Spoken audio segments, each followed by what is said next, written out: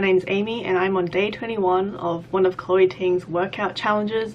I, like many, am using quarantine to get fit, so this is my experience. So keep watching if you want to hear about how I have been going. So the workout challenge that I am doing currently is the Hourglass challenge from 2019. I'm on day 21, so I've still got 5 more days to go. Today's my rest day, the day I'm filming this, and I wanted to talk about my progress thus far. Prior to doing this challenge, I am skinny naturally, but extremely unfit. Like, I don't work out, I don't do anything, I live a very sedentary lifestyle.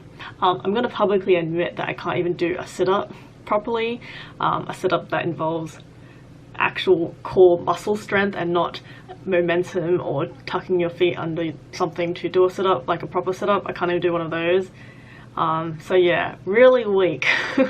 So my goals coming into this workout was mostly defined abs and to become stronger. I already kind of have a waist that goes inwards already, but I want more core muscle strength and more stomach definition.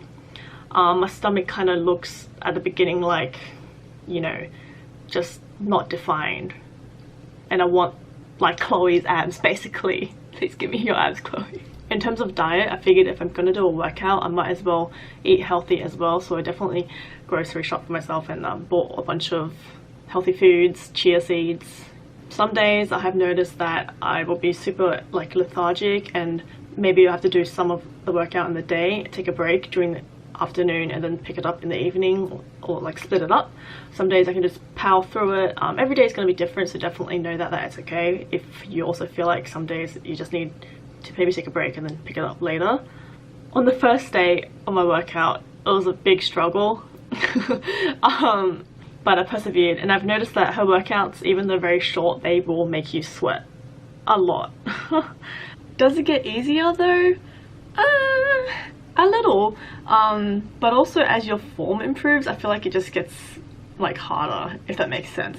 I can, you know, get by having really bad form with my planks or whatever, but then as soon as I adjust it and I really start engaging my core properly, it kind of gets difficult all over again. But it's still awesome being able to see that I've gone from having to rely on laying on my legs for a side plank, like my knees for a side plank, to being able to hold my whole body up with my core and my feet. It's not just like my abs and my booty, which I'm noticing. My arms, I feel like, are taking a beating. My arms are definitely getting stronger holding up my whole body during all the workouts. My legs are getting toned from all the squats I've been doing. So there's overall a lot of really great side effects happening as well, and I always feel really great after I finish my workout. It's always super worth it. So one of my little bit of regrets here is because I wanted to do an ab workout, I didn't really pick the right program, I feel like, for what I wanted to achieve. Yes, the program is an abs and butt workout, but I feel like because this program doesn't really have much cardio in it, while I've built up the core strength that I want to be strong, I haven't really shed the belly fat as much as I'd like to have, so it's sort of like hidden underneath still.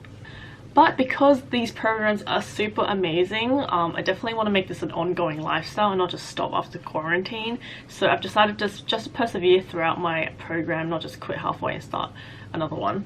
So I'm going to persevere, take a week break, and then start a new one, which is the Summer Shred Challenge, which is, I believe, really good for cardio and burning off fat and whatnot, and then doing some like real ab focused workouts. So let me know if you want to see or hear about that and how I go with that as well. But yeah, physical appearance, not too much other than the very like subtleties and whatnot.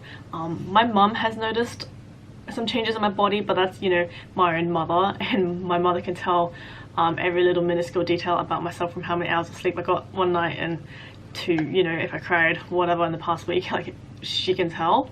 But she has said things like my posture has gotten better, my body looks physically stronger, and I'm walking like more like strong. She called me a beanstalk.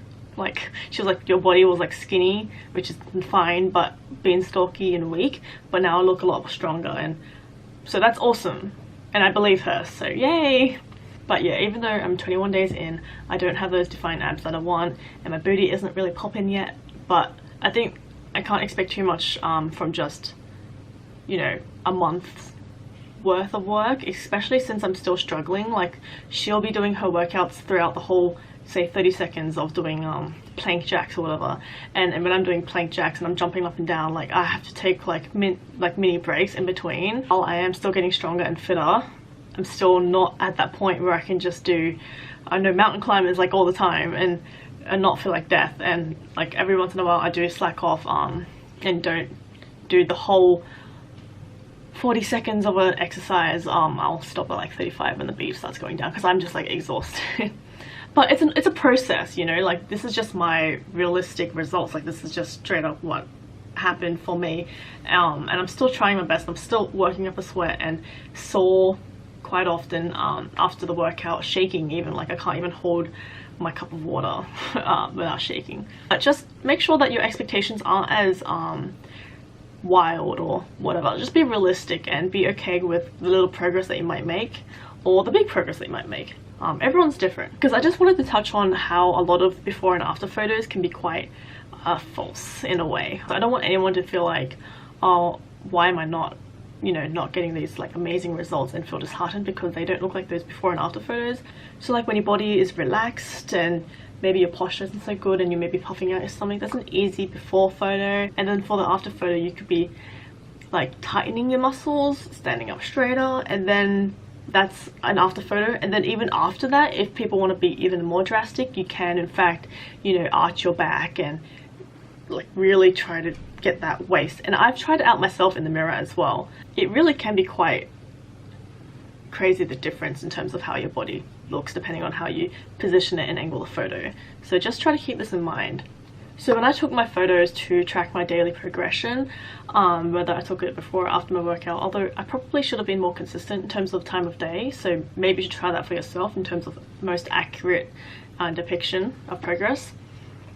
I try to take some photos of myself just more relaxed, and then another one with myself more tensed up, and then the third one is for just for purely aesthetic purposes, where I really try and angle my body to look the most flattering and to have my waist look super cinched in. Like just look at these two photos.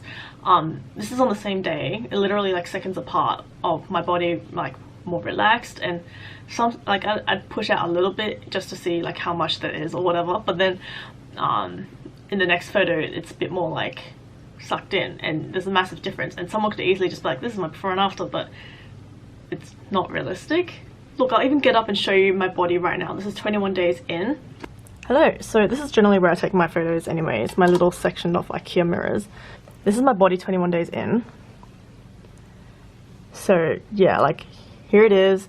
If I puff it out, it kind of looks like that. If I like stand up straighter and like suck in, you can sort of see a little bit of definition here. And then like if I really wanted to pose and just like look hot for the gram or something, you know, you can really just like arch out. It's a bit awkward holding a camera, but you can see you can really create sort of that like waist really easily and sucking it in. And then, you know, bam, blob, you know. So there you go. But I am seeing like some definition here, even very subtle, just like down here, and my back muscles as well. But yeah, I'm really happy with my results so far. They're really realistic. I didn't expect to have rock hard abs right after 26 days. So here we are. But that's okay, and that's okay.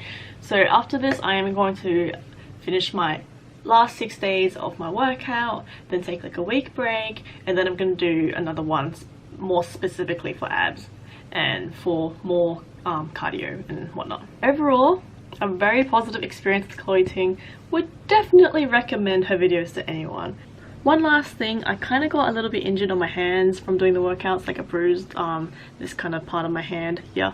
It was only very minor, but maybe keep that in mind if you bruise easily, to maybe get some like workout hand guards or something like that or whatnot. Just, has this happened to anyone else, or is it just me? But anyway, please feel free to talk to me about the program, find some workout bodies in the comments below, and tell me how you're going with the program yourself.